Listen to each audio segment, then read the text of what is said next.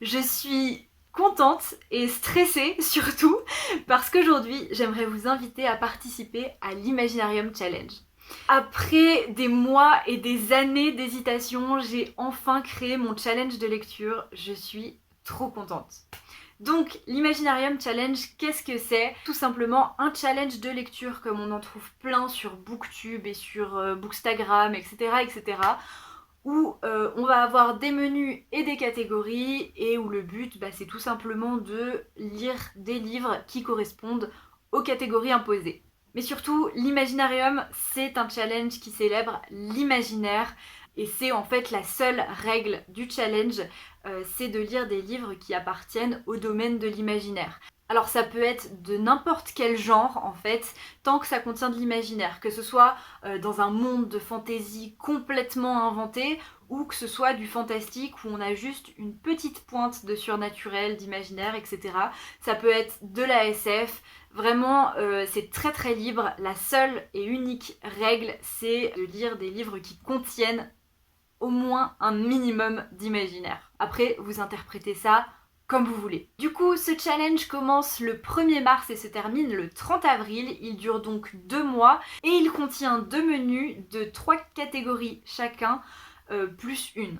J'ai volontairement mis assez peu de catégories parce que si vous remplissez tout bien, ça vous fait tout simplement 7 livres ou plutôt 6 livres et demi à lire en 2 mois. Pour certaines personnes, ça sera pile poil ce qu'elles disent. Pour d'autres personnes, ça paraîtra très peu.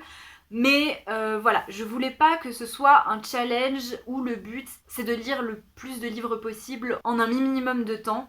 Non, moi je voulais vraiment qu'on choisisse nos livres et qu'on prenne vraiment bien le temps de profiter de nos lectures et que ce soit pas la course contre la montre. Vraiment c'est quelque chose qui me tient beaucoup à cœur. Après, si vous aimez lire 10 livres par mois, rien ne vous empêche de mettre 4 livres par catégorie, vous faites bien ce que vous voulez. Et je voulais que ça reste accessible à tout le monde, à des gens qui lisent beaucoup comme à des gens qui lisent moins. Toujours dans cette optique, les catégories, vous allez voir, elles sont très accessibles et très flexibles, puisque pour chaque catégorie, soit on va avoir une liste de mots-clés à interpréter comme vous voulez, soit une directive, on va dire ça, mais encore une fois, c'est très très libre et comme je vous le disais tout à l'heure, si vous, votre truc par exemple, c'est la SF, je suis sûre que vous pouvez remplir toutes les catégories avec que de la SF. Si votre truc c'est l'horreur ou la fantasy, vous pouvez tout à fait remplir vos catégories avec uniquement de l'horreur ou de la fantasy. Il n'y a vraiment aucun problème tant que ça reste évidemment dans le domaine de l'imaginaire. Du coup, je pense que c'est le moment où je vais vous présenter les menus de cette année, parce que je suis partie du principe que c'était une première édition qui allait revenir chaque année. Ça va dépendre de vous. Si je suis toute seule à participer à mon challenge, je ne le referai pas, évidemment. Mais si je vois que ça intéresse les gens et tout ça, bien sûr que je le referai. Donc bref, je vais vous présenter les menus. Vous allez voir que les noms des menus et des catégories, et même l'ambiance générale que j'ai choisie pour le challenge de cette année, ça tourne autour de quelque chose, ça va vous évoquer quelque chose, c'est normal, c'est fait exprès, vous aurez des explications à la fin, ne vous en faites pas, mais ne réagissez pas tout de suite, vous allez comprendre à la fin. Donc le premier menu s'appelle 500 millions d'étoiles et il contient 3 catégories. La première, elle s'appelle B612. Donc là, je voulais quelque chose de familier. Donc la règle pour cette catégorie, c'est de faire une relecture ou alors de continuer une saga, comme vous voulez. La deuxième catégorie, c'est attention au baobab. Elle contient les mots-clés catastrophe, danger, post-apo et nature. Bien évidemment, vous n'êtes pas obligé pour choisir votre lecture de prendre en compte tous les mots-clés. Vous pouvez vous baser sur un seul mot-clé, sur 2, sur 3, sur tous. Vous faites vraiment comme vous voulez et vous les interprétez comme vous voulez encore une fois. La dernière catégorie de ce menu, c'est le serpent. Et elle contient les mots-clés mort, spiritualité, au-delà, ciel et nuit. Le deuxième menu de l'Imaginarium, ça sera 44 couchers de soleil. Donc là, la première catégorie, c'est un mouton dans une caisse. Alors là, la règle, elle est simple, il faut lire un graphique. Alors qu'est-ce que j'entends par un graphique? Tout ce qui va être illustré d'une manière ou d'une autre. Ça peut être un manga, une BD, un roman graphique tout simplement, ça peut être un roman illustré, un album par exemple. Vous faites ce que vous voulez tant qu'il y a des dessins à l'intérieur. La deuxième catégorie, c'est boa fermé, boa ouvert. Pour cette catégorie, on a les mots-clés enfance, créativité, différence et souvenir. Et enfin, la dernière catégorie, c'est le désert cache un puits. Pour cette catégorie-là, on a quête, voyage, parcours initiatique et trésor. Voilà, ça c'était les deux menus avec les catégories pour vous aider à choisir vos livres. Mais en plus de ça, il y a l'œuvre mystère. L'œuvre mystère, ça sera une œuvre qu'il vous faudra découvrir en fait par vous-même. Et pour valider votre challenge, il faudra lire l'œuvre mystère. Alors, pour trouver l'œuvre mystère, c'est très simple, il suffit de regarder les noms des catégories, les noms des menus, les visuels peuvent vous aider aussi. Et normalement, vous devriez trouver. Cette année, c'est la première édition du challenge. Et j'espère pas la dernière. Mais du coup, j'ai décidé de choisir quelque chose d'évident, pour moi comme pour beaucoup de personnes. Quelque chose de très très simple. Et franchement, je vous ai mis des indices, mais gros comme ça, je pense que la plupart d'entre vous auront déjà trouvé. Je peux vous dire aussi que cette année, c'est un roman. Mais ça sera pas le cas de chaque édition si le challenge continue au fil des années. Pour les prochaines fois, ça pourra être une série, un film, de la musique, ça pourra être vraiment à peu près tout et n'importe quoi, mais pour l'instant c'est un roman qui est très accessible parce que c'est un petit roman qui se lit très vite, qui peut se trouver pour très peu cher et je pense dans toutes les bibliothèques de France. Donc voilà, vous n'avez pas d'excuses pour lire l'œuvre mystère de cette année. Comme je vous l'ai dit, c'est très très facile de trouver quelle est l'œuvre mystère, donc je pense que la plupart d'entre vous auront trouvé. Seulement, je vais quand même vous demander de ne pas dévoiler le titre de ce livre.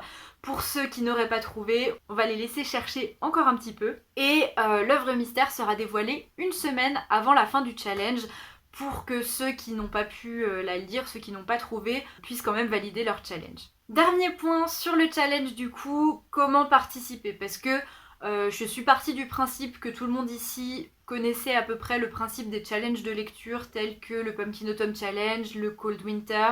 Là je vous ai cité les deux plus connus, mais voilà, il y en a plein et la plupart marchent de la même manière, mais si vous ne connaissez pas, voilà, comment participer? Et ben c'est tout simple, pour participer, il suffit de lire et de se faire plaisir. Vous choisissez un livre ou plusieurs livres, comme vous voulez, par catégorie, et vous les lisez entre le 1er mars et le 30 avril.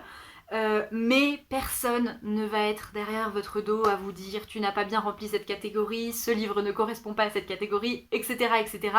Le but premier, c'est de se faire plaisir et de participer chacun à sa manière. Vous pouvez considérer que vous avez validé le challenge à partir du moment où vous avez complété chaque catégorie d'un seul menu plus l'œuvre mystère. Donc vous pouvez totalement avoir validé votre challenge en ayant lu 3 livres et demi. Je dis et demi parce que l'œuvre mystère est vraiment très très courte. Vous pouvez valider un menu ou les deux, c'est vraiment comme vous voulez du moment que vous vous faites plaisir. Si jamais vous voulez partager votre pal, vos lectures, ce qui vous accompagne pendant le challenge sur les réseaux sociaux, je vous laisserai mettre le hashtag Imaginarium Challenge. Comme ça, tous les participants du challenge pourront communiquer entre eux. Je n'ai pas créé de groupe Facebook, de page ou de groupe Instagram, je sais même pas si ça existe. Mais voilà, donc le moyen de se trouver entre nous, ça sera d'utiliser le hashtag. J'ai très très hâte de voir vos pals, de voir vos lectures. Moi j'ai déjà préparé ma pal, je vous sortirai une vidéo pour vous la présenter dans la semaine, donc restez à l'affût. En plus de ça, vous aurez vu que j'ai créé quelques visuels pour l'Imaginarium, donc vous pourrez retrouver ces visuels sur mon compte Instagram en story à la une, ça va rester tout le temps, comme ça vous les retrouverez comme vous voulez. Je vous ai fait des petits templates, je crois que ça s'appelle comme ça, avec les menus, les catégories, etc. et une petite place pour mettre vos livres si vous voulez partager vos pals en story par exemple.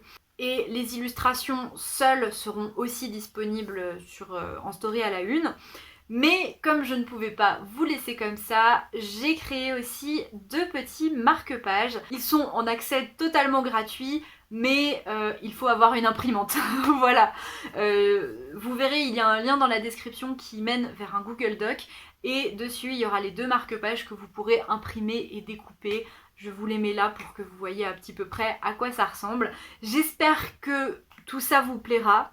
J'espère surtout que vous allez participer à ce challenge parce que c'est quelque chose qui me tient beaucoup à cœur et que je prépare depuis vraiment très longtemps. Voilà, ce que j'aime sur Booktube, c'est vraiment l'aspect communauté, partage.